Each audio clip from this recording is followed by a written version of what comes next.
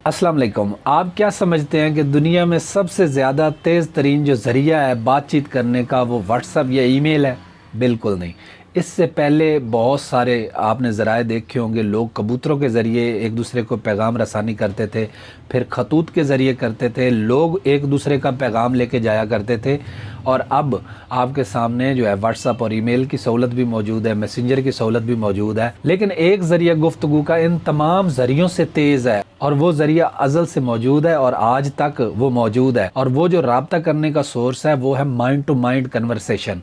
वो आपने अक्सर देखा होगा कि आप जब बैठ के बात कर रहे होते हैं किसी शख्स के बारे में, तो वो शख्स ऊपर से आ जाता है और आप उसे कहते हैं यार तेरा ही जिक्र हो रहा है, तू आ गया, बड़ी गल है, बैठ।